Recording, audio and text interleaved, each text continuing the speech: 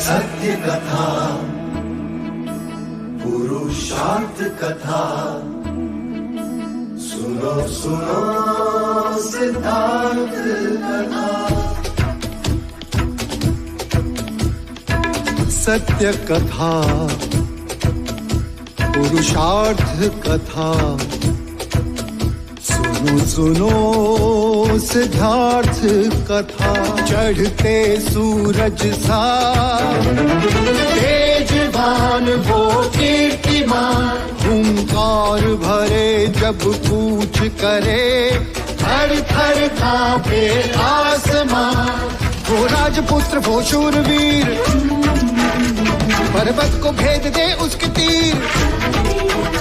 शांति का स्रोत करुणा की धार, निर्झर झरे मन से अपार। वो राजपुत्र वो शूरवीर, पर्वत को भेद दे उसके तीर। है शाक्य वंश का वो तारा, जगमग है जिससे जग सारा। सत्य कथा पुरुषार्थ कथा सुनो सुनो सिद्धार्थ कथा।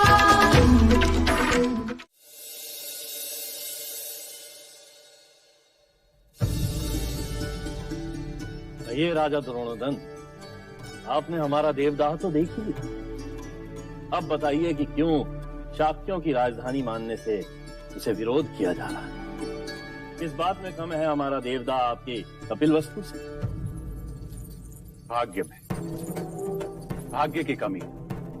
अर्थात आप हमारे देवदत्त के भाग्य को ही ले लीजिए। आयु में सिद्धार्थ से बड़ा है, शिक्षित, शूरवीर है, परंतु भाग्य से युवराज का पद तो सिद्धार्थ को ही मिला। क्या मैं अंदर आ सकती हूँ? आओ यशोधरा आओ। ये सारे पकवान मैंने स्वयं अपने हाथों से बनाए हैं मजले मामा। उत्तम। महाराज, आपने यशोधरा को क्षमा करके हमारे हृदय का भार हल्का कर दिया। और बताइए, महाराज शुद्धोदन के पुत्र का परीक्षा में प्रदर्शन कैसा रहा? षड्यंत्र रच के विजय हुए हैं युवराज। वैसे परीक्षा के पश्चात उन्होंने स्वयं को पूरे कपिलवस्तु के सामने डरपोक और रणछोड़ प्रमाणित कर दिया। वो कैसे? चीते का आखेट छोड़कर जंगल से बच्चे को उठाकर ले गए। वो तो हमारा देवदत्त था जिसने चीते का सर काटकर महाराज के चरणों में अर्पण कर दिया। फिर तो ये बात शाक्य कुल में फैला देनी चाहिए कि उनका होने वाला सम्राट डरपोक है। सिद्धार्थ की जगह देवदत्त को ही सम्राट बनाया जाए, क्यों?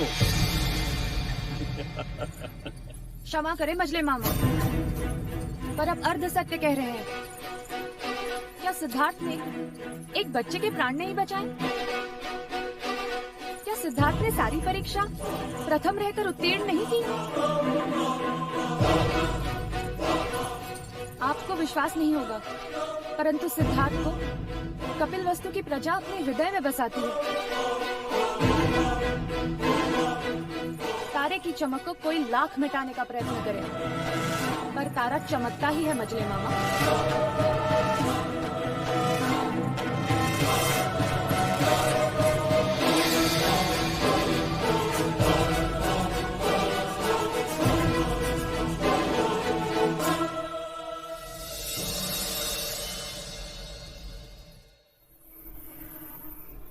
सिद्धार्थ, ये लो मेरी तलवार।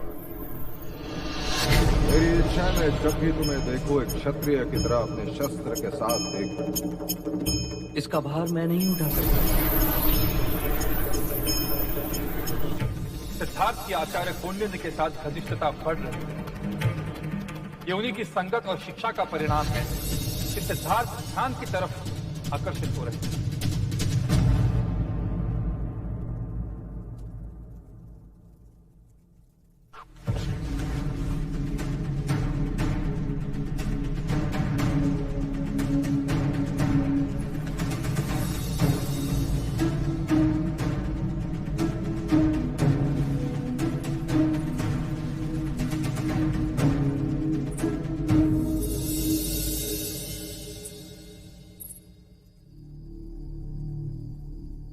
क्या हुआ देव? नींद नहीं आ रही? हाँ, मन में इतना उद्वेग पहले कभी नहीं था देवी। मैं सिद्धार्थ को समझ नहीं पा रहा। कहीं वो ऐसा कोई कार्य न कर बैठे जिससे हमारे पूर्वजों का नाम कलंकित हो। परंतु वो अर्थहीन बातें नहीं करता। हाँ, उसकी बातें सत्य होती है, फिर भी मैं उससे अप्रसन्न रहता हूँ। क्यों पता नहीं प्रजापति। क्योंकि आप चाहते हैं कि हमारा पुत्र आपके मार्ग पर चले, पर वो विलक्षण प्रतिभा है। वो अपना मार्ग स्वयं सोचता है। वो उनमें से नहीं जो आंखें मूंद कर पीछे पीछे चलते हैं। परंतु अकेले जाने पर मनुष्य भटक भी सकता है प्रजापति। बस यही भय आपके उद्वेग का कारण है। यदि असित मुनि नहीं आते और सिद्धार्थ का भविष्य नहीं बताते तो ये भय कभी नहीं होता और आपको सिद्धार्थ की सभी बातें सहज लगती। सत्य कह रही हो तुम। उसकी बातें मैं सहज स्वीकार नहीं करता। क्योंकि आप उससे बहुत स्नेह करते हैं। वो कुछ अनुचित करता हूँ क्या? नहीं, पर मर्यादा से अधिक सावधानी भी कभी कभी संकट बढ़ा देती है। आइए देव।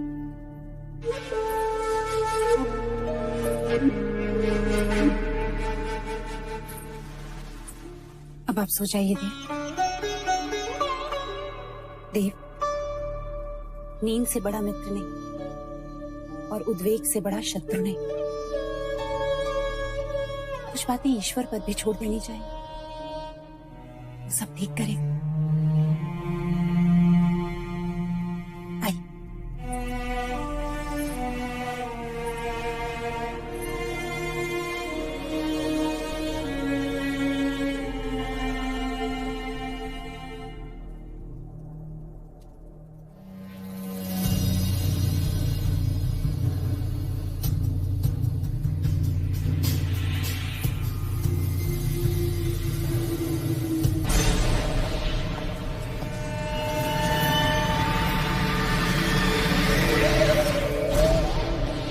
सिद्धार्थ!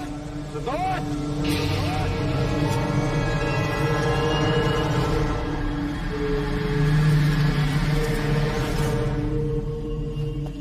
सिद्धार्थ!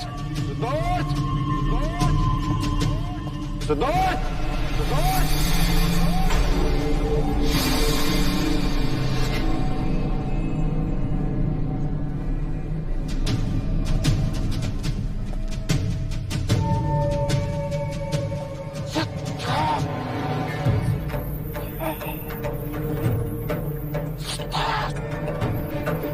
तेरा पुत्र सन्यासी बने, सन्यासी बने।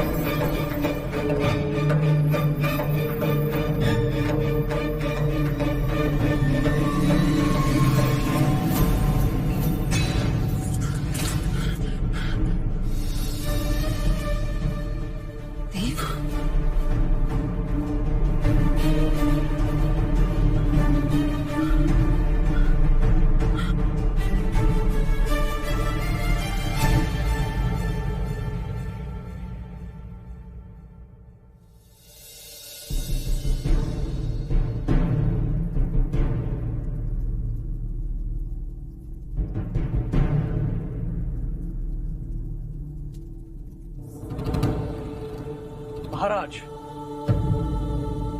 आपका स्वप्न पहले प्रहर का है और ग्रंथ अनुसार पहले प्रहर का स्वप्न सच होता है। आप स्वप्न में सिद्धार्थ को ढूंढ रहे हैं, अर्थात आपके पथ से उसका पथ विपरीत है। दूजा, आपने सिद्धार्थ को समाधि में देखा, अर्थात वो शांति के पथ पर चलेगा। शरीर पर मिट्टी और पौधे, अर्थात उसने समाधि कई दिनों से लगाई होगी। उसने गेरुए रंग के कपड़े पहने, अर्थात उसकी विचारधारा मुनि और योगी की भांति हो।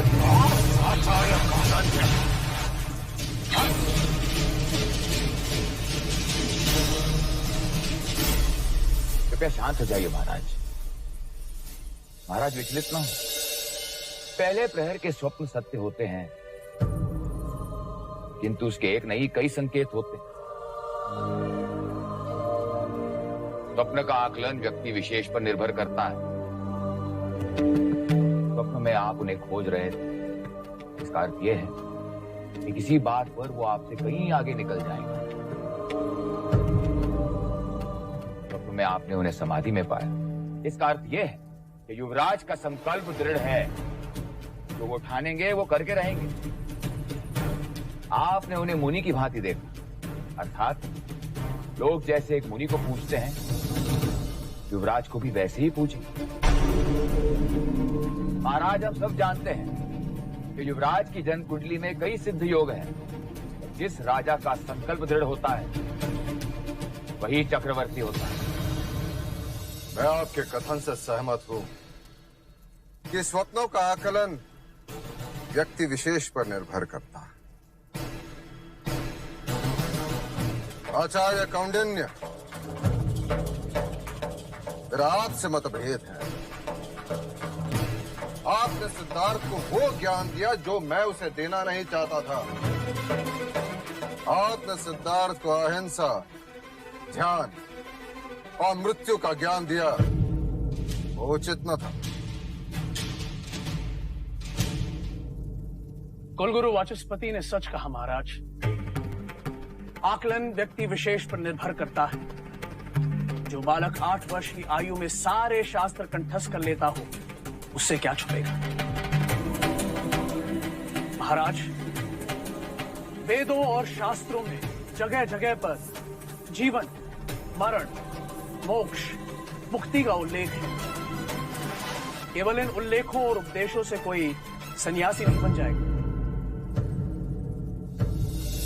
अब तक शमशान वैराग्य की भावना उनमें नहीं हुई, क्योंकि उन्होंने अब तक किसी भी मनुष्य की अथवा अपने स्वजन की मृत्यु नहीं देखी। उन्हें मनुष्य रोग की अनुभूति नहीं हुई है। और रही बात अहिंसा और ध्यान की, तो अहिंसा उनका स्वभाव है और ध्यान उनकी रुचि। महाराज, स्वभाव और रुचि मनुष्य अपने साथ लेकर जन्म लेता है, उसे सिखाया नहीं जाता। एक पक्षी की पीड़ा अथवा एक जीव की मृत्यु देखकर जो बालक बेहाल हो जाता है, मनुष्य के दुख उसके लिए अमूल्य होंगे। आप, हम, यहां उपस्थित सब मोक्ष प्राप्त करना चाहते हैं। प्राप्त करने के कई मार्ग, भक्ति, वैराग्य, ज्ञान। अब कौन सा मार्ग चुनना है, इसका आकलन भी व्यक्ति विशेष पर निर्भर करता है। फिर भी यदि आप सब गुणी जनों को मेरी शिक्षा प्रणाली अनुचित लगी हो, तो मैं क्षमा चाहता हूं। महाराज, मुझे यहां से जाने की अनुमति दे दीजिए।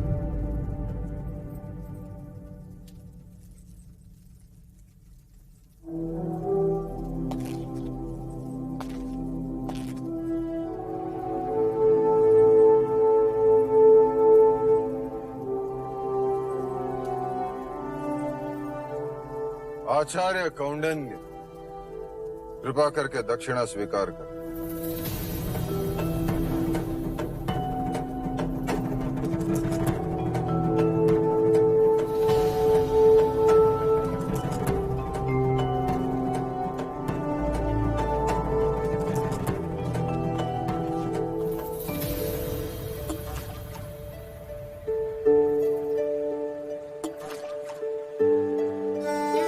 ऐसा क्यों होता है चन्ना? जब मनुष्य के जीवन में कोई साथ आता है तो उसे खुशी होती है, और जब छोड़कर चला जाता है तो ग्लानि। देवी गोपा के जाने का दुख है आपको?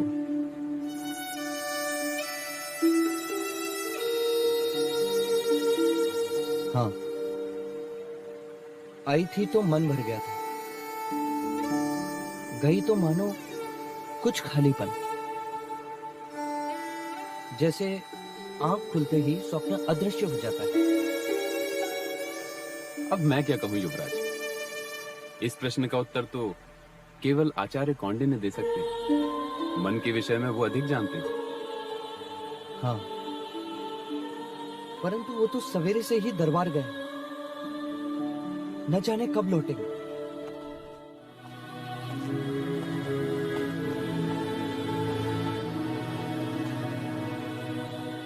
कुलगुरु, मैं ये दक्षिणा स्वीकार नहीं कर सकता।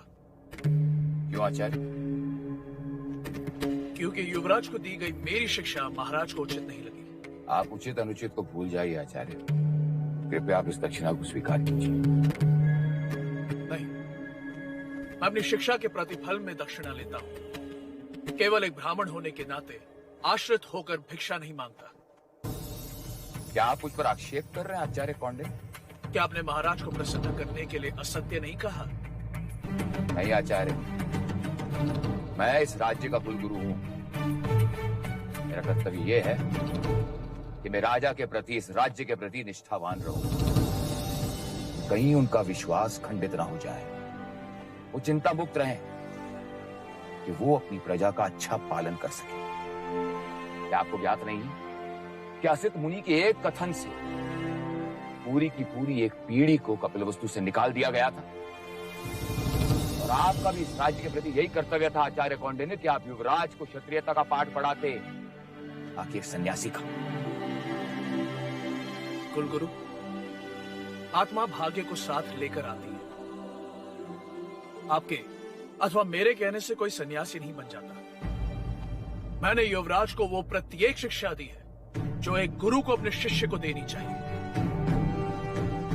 क्षमा करें गुरुवर्य, जीवन निर्वाह के लिए जो शिक्षा से समझौता करे उसे गुरु नहीं कहते।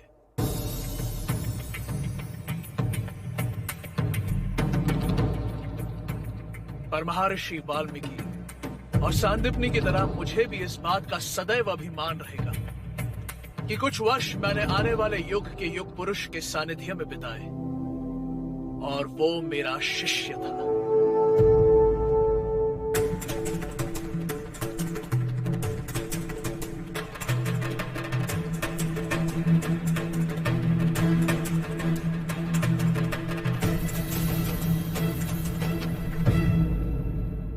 कौंडिन्य के विचार तो आपने सुने भाई महाराज। क्या अब भी आप मेरे विचार से सहमत नहीं हैं? अब हमें आचार्य कौंडिन्य के वानप्रस्थ होने की इच्छा पूर्ण करनी चाहिए। आपका क्या सुझाव है कुलगुरु वाचस्पति? राजन, उनके विचार और हमारे विचार भिन्न हैं। अर्थात आपका भी ये मानना है कि आचार्य के वानप्रस्थ होने की इच्छा पूर्ण कर दी जाए। परंतु महाराज, उनका रिक्त किया स्थान कोई पूरा नहीं कर सकता। और मैं शाक्यों का सिंहासन रिक्त नहीं रख सकता अमात्य। मैं सिद्धार्थ को सन्यासी बनते नहीं देख सकता। यदि युवराज के हित को देखा जाए राजन, तो कौंडिन्य की इच्छा को तुरंत पूर्ण करना चाहिए। युवराज वन में जाए या ना जाए, परंतु आचार्य कौंडिन्य को वन में जाना ही होगा। सिद्धार्थ! सच कहते थे आचार्य कौंडिन्य। कभी कभी आंखें खुली होते हुए भी मनुष्य बेध्यान हो जाता है। ऐसे कैसे? देखो, हम निकले थे महल जाने के लिए, परंतु पहुंच गए नगर द्वार। ना क्या हो गया? भाई लोगों से क्या हो गया? क्या हो जाने कुछ बोले तो नहीं। अभी तो ठीक से क्या हो गया? क्यों नहीं रहे? कुछ बोले तो क्या हो गया? ये नहीं रहे।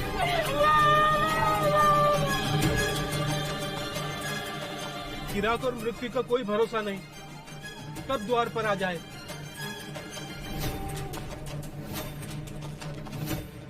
अरे वो देखिए, युवराज आ रहे हैं। युवराज! अगर युवराज ने इनके मृत शरीर को देख लिया तो क्या होगा? हमारा तो नगर निकाला हो जाएगा। देखो, हम ऐसा बर्ताव करते हैं जैसे कि कुछ हुआ ही ना हो।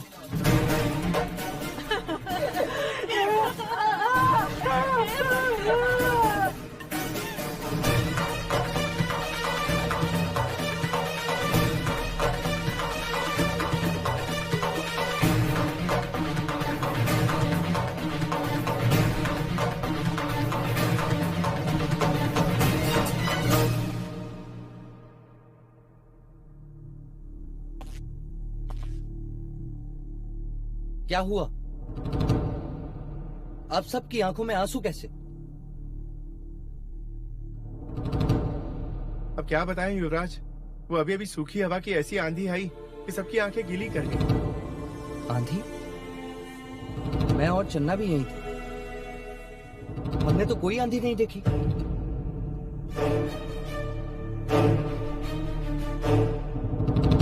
सिद्धार्थ! सिद्धार्थ! क्या हुआ? क्यों सांसों से तेज दौड़ रहे हो? इतने भयभीत क्यों? आचार्य कौंडिन्य कपिल वस्तु के गुरुकुल को छोड़कर हमेशा के लिए जा रहे हैं।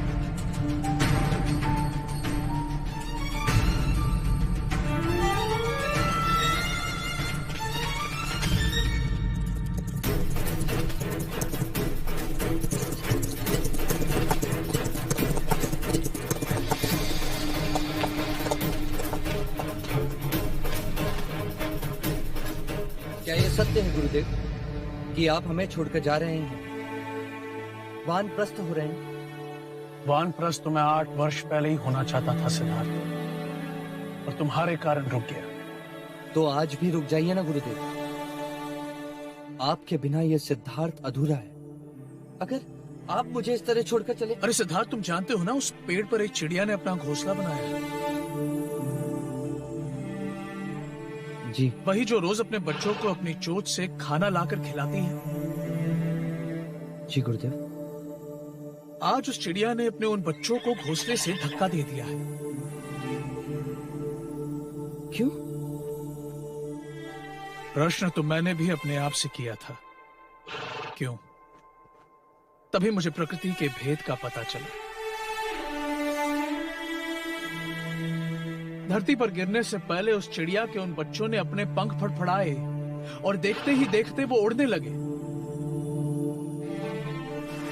परंतु गुरुदेव, मुझे पंख फैलाने नहीं आते। मुझे जाना होगा सिद्धार्थ, मेरा कर्तव्य पूरा हुआ। मैंने अपना संपूर्ण ज्ञान तुम्हें दे दिया है। अब संन्यास आश्रम का समय आ गया है, और संन्यास आश्रम का मार्ग वानप्रस्थान से ही है। शास्त्रों में 4 आश्रम का ज्ञान दिया है, और हर एक आश्रम का अपना एक महत्व है। परंतु गुरुदेव, मेरी शिक्षा तो अभी अधूरी है। आपने मुझे वानप्रस्थ और संन्यास आश्रम का ज्ञान तो दिया ही नहीं। आचार्य कौंडिन्य, मेरा आपसे मतभेद। आपने सिद्धार्थ को अहिंसा, ध्यान और मृत्यु का ज्ञान दिया, वो उचित न था। कुछ बातें समझाई नहीं जाती सिद्धार्थ, समय के साथ साथ समझ में आती है। राग, द्वेष, मोह, माया, वासनाओं के बंधनों में बंधोगे तभी उसे छोड़ने का ज्ञान होगा। जिसका अनुभव नहीं, उसकी बातें भी निरर्थक हैं।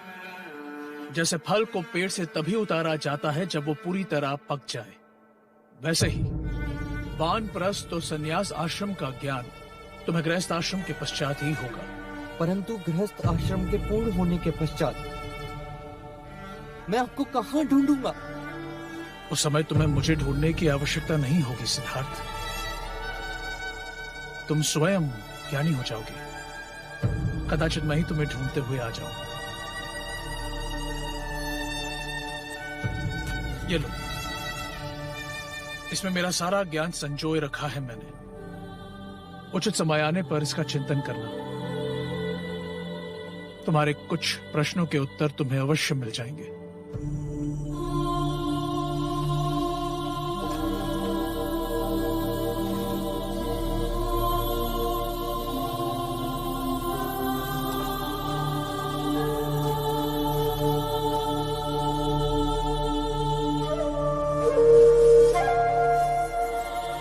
गुरुदेव,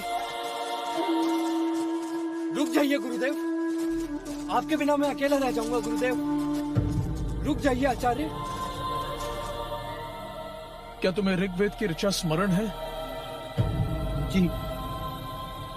तो आंखें बंद करो और बोलो। तत् त्वम् असि, सः अहम् अस्मि, अहं ब्रह्मास्मि।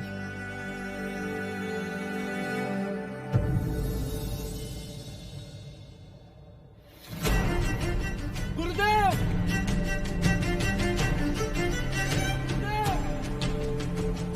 जीवन किसी एक स्थान पर रुकता नहीं, जैसे नदी का पानी बहता रहता है। यदि वो एक स्थान पर रुक जाए तो दूषित हो जाता है।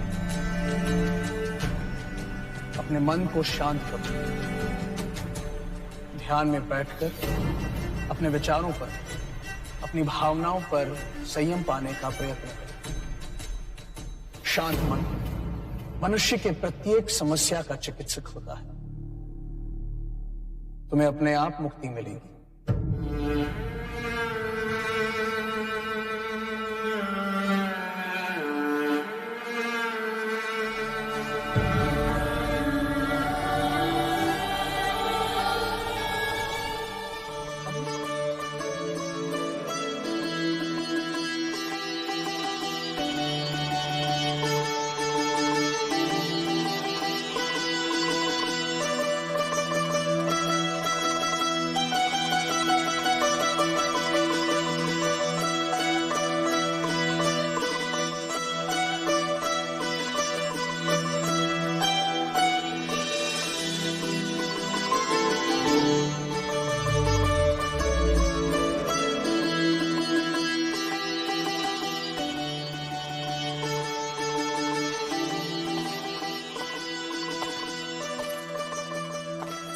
क्षमा कीजिएगा महाराज, किन विचारों में खोए हैं आप?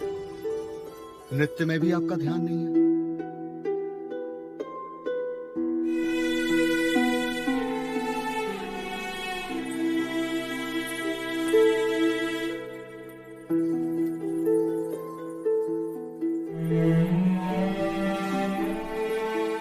क्षमा करें, हम आपका मनोरंजन नहीं कर पा रहे हैं। कोई त्रुटि हुई हमसे? नहीं मोहिनी, आज मन चिंताग्रस्त है। किस विषय में महाराज? असित मुनि की भविष्यवाणी तुम भली भांति जानते हो उदया, और युवराज की रुचि ध्यान की ओर बढ़ती जा रही है। क्षमा करें, किंतु युवराज की सेवा करने का अवसर आपने हमें नहीं दिया। जब काम बाण चलता है ना महाराज, तो बड़े बड़े ध्यानी मुनि भी भोग की बोली बोलने लगते हैं, और युवराज ने काम का रंगीन संसार देखा ही कहाँ है। महाराज, मोहिनी बिल्कुल सत्य कह रही है। युवराज अभी तक कौंडिन्य के संपर्क में आए, इसलिए ध्यान की बातें करने लगे। और जब वो इन सुंदरियों और मोहिनी के साथ रहेंगे तो भोग विलास में रत हो जाएंगे। महाराज, काम सबको पिघलाता है। यूं तो जीवन में कई अग्नि है, और अग्नि सब कुछ नष्ट कर देती है, किंतु एक अग्नि है जो सृजन करती है, जिस अग्नि से आनंद प्राप्त होता है, जो मन के वैराग्य को जलाता है और मोह पाश में जकड़ लेता है। ठीक है मोहिनी,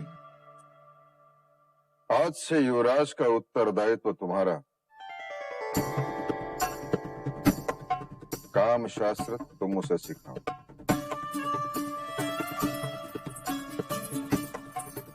महाराज, इस काम वासना से आज तक कोई नहीं छूटा है। युवराज को काम शास्त्र का पाठ हम पढ़ाएंगे। और हाँ महाराज, शिरच्छेद कर दीजिएगा हमारा, यदि युवराज कामारूढ़ न हो जाएं तो।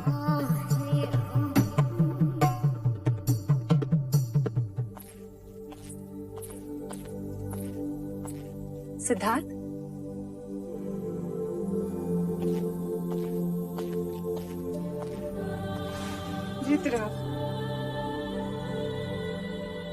किन विचारों में डूबे? माँ, मेरे मन में बार बार एक ही प्रश्न उठ रहा है। यदि मुझसे कोई अपराध हुआ है तो मुझे दंड दे। आचार्य कौंडिन्य को पद से हटाने की क्या आवश्यकता थी? क्योंकि वह स्वयं एकांत चाहते थे, वानप्रस्थ होना चाहते थे। उन्हें तो अपनी इच्छा से एकांत मिल गया और मुझे अकेलापन। आचार्य कौंडिन्य मेरे हर प्रश्न का उत्तर थे, मेरी जिज्ञासा का प्रत्युत्तर थे। अब मैं किससे प्रश्न करूंगा और किससे उत्तर पाऊंगा? ईश्वर से। ईश्वर जो स्वयं एक प्रश्न है, वो प्रश्न के उत्तर क्या देगा? जो ईश्वर बोलता नहीं, जो ईश्वर देखता नहीं, वो ईश्वर जिसका कोई ठिकाना नहीं। नहीं सिद्धार्थ, बल्कि यूं कहो कि सारी सृष्टि उसका ठिकाना है।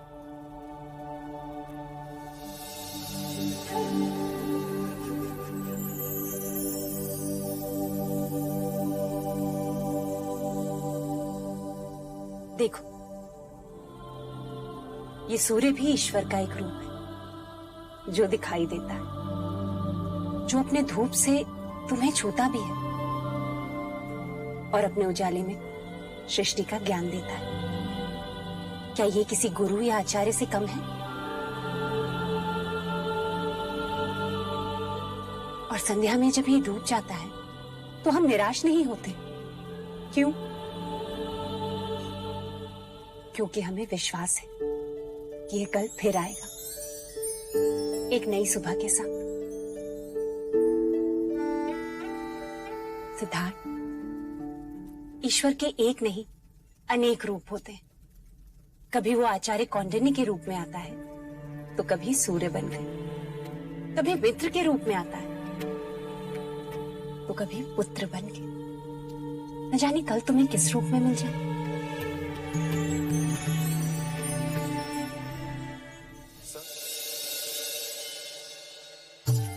आइए महामंत्री जी, स्वागत है आपका।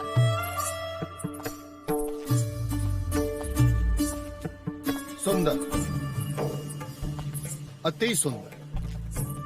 युवराज अवश्य पसंद करें।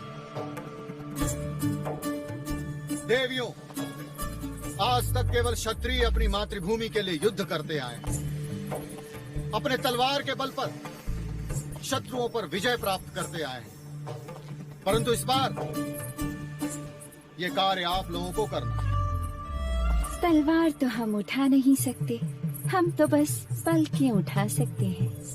तलवार से अधिक बेधक शस्त्र हैं आपके पास।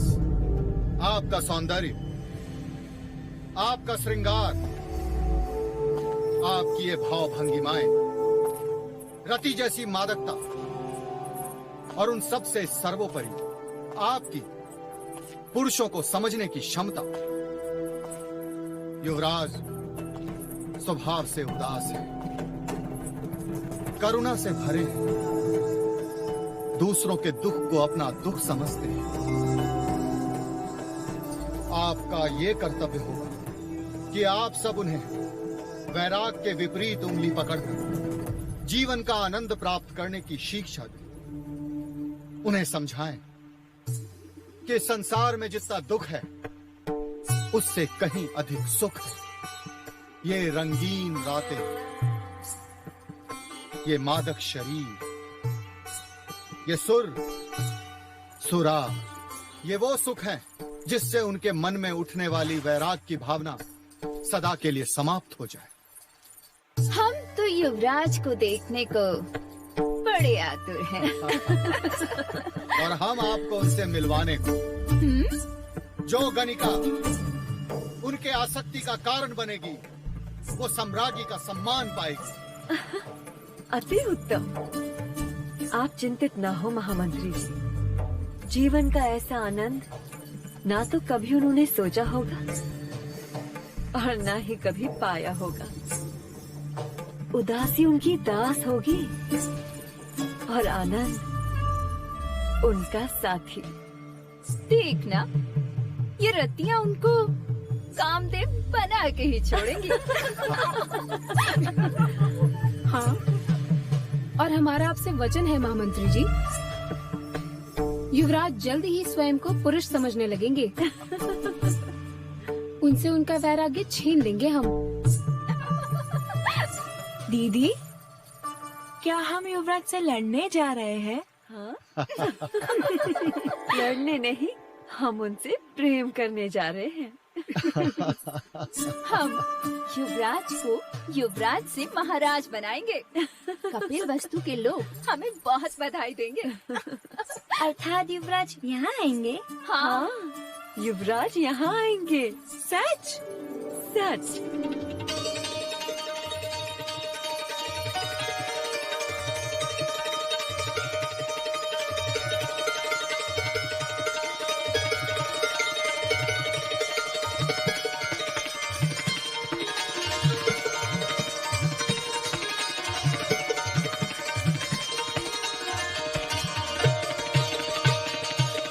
उत्तम, अति उत्तम। संगीत और श्रृंगार युवराज को वैराग्य से वापस ले आए। बस महाराज, आप निश्चिंत रहिए। युवराज सिद्धार्थ बहुत जल्द अपना वैराग्य खो देंगे। अनुज,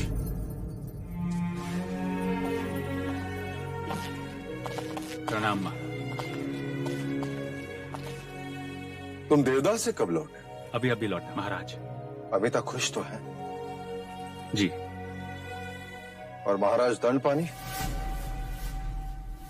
सदा की भांति बात तो मिश्रे की ही कर रहे थे, परंतु ईर्ष्या की गंध तो आ ही रही। आपसे और युवराज सिद्धार्थ से बड़ी ईर्ष्या करते हैं। महाराज, बोलो अंगद। कौशल नरेश का राजदूत आया है, महाराज से मिलने की अनुमति चाहता है। कौशल? जी महाराज। महाकौशल का राजदूत? क्यों? उसे कहो कि हम राज्यसभा में मिलेंगे। जो आ गया महाराज। कपिल वस्तु के शाक्य नरेश, महाराज शुद्धोदन, मैं आपको अपने पुत्र युवराज प्रसन्नजीत के राज्याभिषेक के अवसर पर श्रावस्ती पधारने का आमंत्रण देता हूं। आपकी उपस्थिति युवराज का सद्भाग्य होगा और मेरा बहुमान। मोहर कौशल नरेश, महाराज महाकौशल।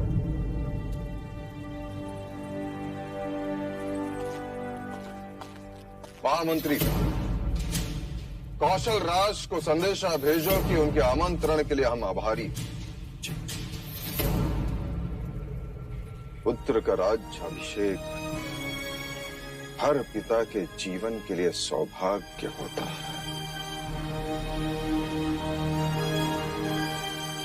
हम अवश्य पधारेंगे।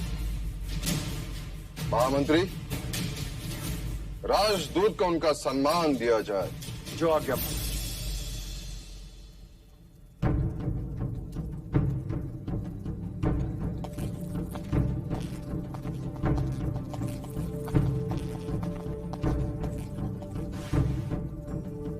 महाराज, क्या आपका कौशल राज जाना उचित होगा? मैं तो कहता हूं महाराज, किसी बात का निमित्त बनाकर टाल दीजिए। इस राज्याभिषेक का आमंत्रण केवल कौशल राज का शक्ति प्रदर्शन लगता है। नहीं महाराज, आपको वहां अवश्य ही जाना चाहिए। यदि आपकी अनुमति हो तो मैं भी साथ चलूंगा। मुझे भी कौशल नगरी देखनी है और साथ ही युवराज प्रसन्नजीत को भी। हाँ हाँ, क्यों नहीं। वैसे भी आज नहीं तो कल हमारा सामना प्रसन्नजीत से होगा ही। नहीं, तुम नहीं जा सकते। किंतु क्यों नहीं जा सकता? यदि मैं तुम्हें ले जाऊं तो मैं सिद्धार्थ को कैसे मना कर पाऊं? तो आप सिद्धार्थ को भी साथ ले चलिए। नहीं देवदत्त, इस समय कपिल वस्तु के भावी सम्राट को वहां ले जाना खतरे से कम। क्यों हर बार सिद्धार्थ की वजह से मुझे सहन करना पड़ता है? क्यों आप उसे कोई भी कारण बता के मना नहीं कर सकते? देवदत्त, अपने विवेक की चौखट मत लांगो। इतनी भी समझ नहीं कि महाराज से प्रश्न नहीं करते। जाओ यहां से।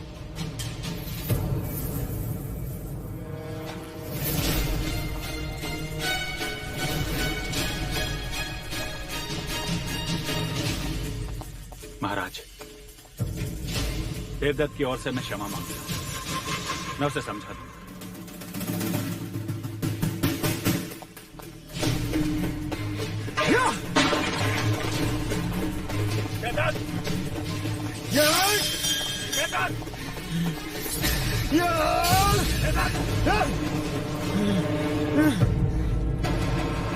क्रोध में चीजों को नष्ट करने का स्वभाव तुम्हें तुम्हारी माँ से मिला है। माँ से कुछ तो मिला, पिता से तो कुछ भी नहीं। देवदत्त, मेरी बात ध्यान से सुनो। आज तक वही तो करता आया हूँ। शांत। और एक बात गांठ बांध लो, महाराज को निराश करने का अर्थ है अपने ही भाग्य को ठोकर मारना। सिद्धार्थ से दूर जा रहे हैं महाराज। उसे भोग विलास में इतना डुबो दो कि सांस लेने की सुध न रहे। उससे क्या होगा? विलास का अतिरेक उसे निष्क्रिय बना देगा। तलवार जब अधिक समय तक मयान में रहती है तो उसे जंग लग जाता है, और जंग लगी हुई तलवार पर प्रजा कभी भरोसा नहीं करती। समझे?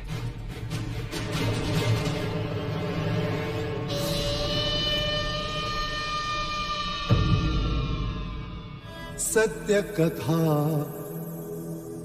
पुरुषार्थ कथा, सुनो सुनो सिद्धार्थ कथा।